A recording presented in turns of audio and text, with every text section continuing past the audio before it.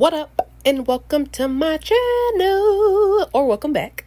So today, you saw the title, you saw the thumbnail. We're making creamy, dreamy spinach dip, okay? I usually make these a lot, but I thought it was time for an updated recipe. So let's get into it. Make sure you like, comment, share, and subscribe. So this is all I'll be using, minus the seasonings. I don't got the seasonings shown, but as you will, the ingredients will be listed below, okay? So I have the artichoke hearts. Now I'm gonna cut them up because I don't like my artichokes whole, okay? I'm not one of them people, because I be seeing people making spinach artichoke dips and they just throw the can in there, like drain it and just throw the whole thing in there without chopping it up. No, I need my artichokes chopped up. It's something about, I don't know if it's texture or it's a size thing. That's what it is. It's a size thing when it comes to veggies.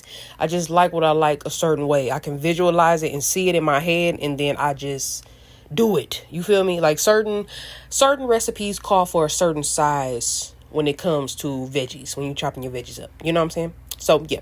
Now I'm using frozen spinach. Make sure you drain it. Okay, frozen spinach. Go ahead and throw the chopped artichokes in that. Okay, because we're gonna combine everything in a bowl first, and then we're gonna bake it.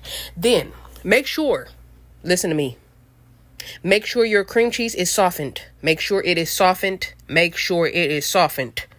And I'm gonna tell you why, and I'm gonna show you why. You're gonna see as we continue. So then I only had a little bit of sour cream left, so maybe if I had to guess and predict what it was, I'll say maybe a half a cup, for real, give or take. Not much though. It wasn't a lot left. So that's why I just threw that in there. Added a spoonful of mayo. Okay. Then mixed it up. I'm just kind of going with the flow. I didn't add no seasonings yet, so you did not miss that part. I'm just going to mix it up. Okay. Mix it up really, really well. Okay. Mix it up. I always like to do this. Sometimes I kind of, I don't know. You can season now if you want to, but I'm just kind of, I don't know. I don't have no rhyme or reason to what I be doing, So then I added in my Gouda cheese. Okay.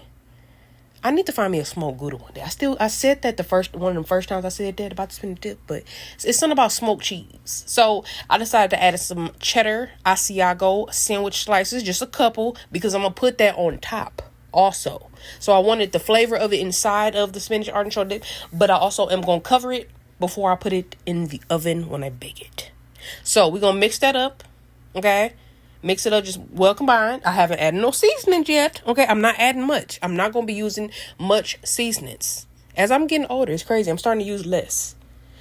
But, when it comes, like I said, when it comes to certain dishes, it applies for certain things. And, when it comes, especially chilies and stuff like that, chilies, unless you're using a packet, if you're using a packet, the packet is boom. You don't even need much else after that.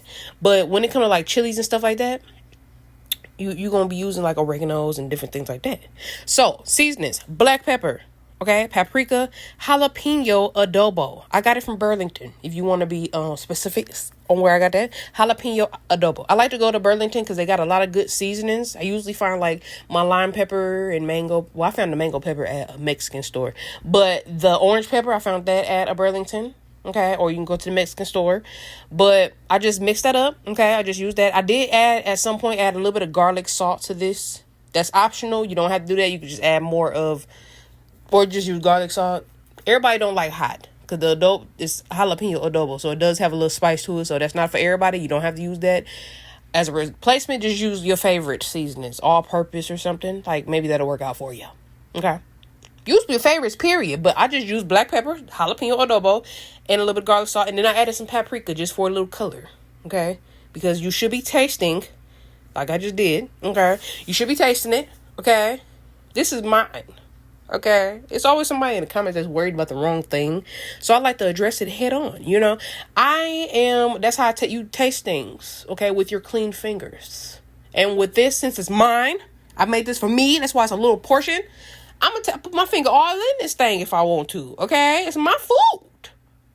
But, that's a regular scheduled program. So we just mix it up. Taste it, because you need to make sure that your seasonings are right. Okay, do whatever you do. If you want to use a spoon, use a spoon. We on dirty dishes around here. I'm going to use my hand. Okay? Season to taste. Salt to taste. Everything to taste. This is all on you at this point, because I just gave you everything I put in it. I did add in. Now, why I kept saying softened cream cheese? Because at one point, I added, and it was before like while I was adding the season, like right before that, I added in I had a little bit of cream cheese left I found in the refrigerator, and I added that in. It was like maybe like a corner of cream cheese left. It was not softened. And because of that, I had to cook this a little longer. But because your cream cheese is going to be softened, you're not going to have to worry about that. I had to cook mine a little longer because the cream cheese wasn't... When your cream cheese is not softened, it will not bake all the way down like how it would if it was softened. You know what I'm saying? It's going to be blocked up still. It's going to be blotched. You know? I think I got some clips there. You going to kind of see. You going to see. But I baked it on 400 after I topped it with the cheddar ASIAGO cheese and more of the GOUDA. Okay, which is what's going to happen right here. Just topping it off with the cheese. Okay, top it off. Make it look nice. Cover it. Just completely cover the top with cheese, however you want to do so. I'm just, I just do stuff a little differently, so that's why I'm doing it like this. Like I said, no rhyme or reason. I'm spreading it out. Okay, I think that was the last of when I'm using the last of stuff, I gotta spread it out. I don't know. I just do things a certain way, and that's what it is. So I'm going to use the Gouda cheese to fill in the blocks. Okay? So fill in the holes. You see the little holes and spaces I still got right there? I'm going to use the Gouda cheese to just fill that out because I want the whole top covered with cheese. Okay? Like, you don't want it to be a thick layer of cheese on top. Because then you're going to have to cook it longer, obviously.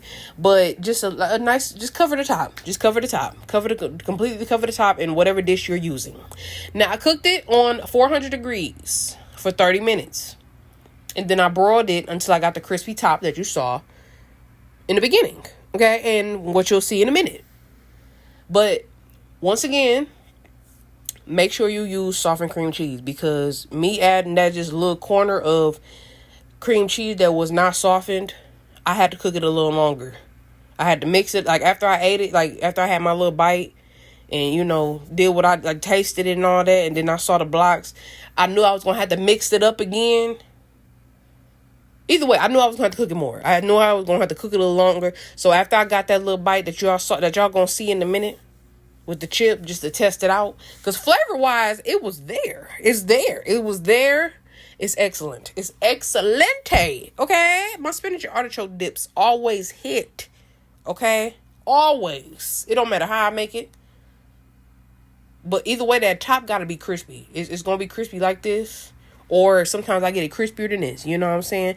But either way, texture and taste. Everything was there. Everything is there.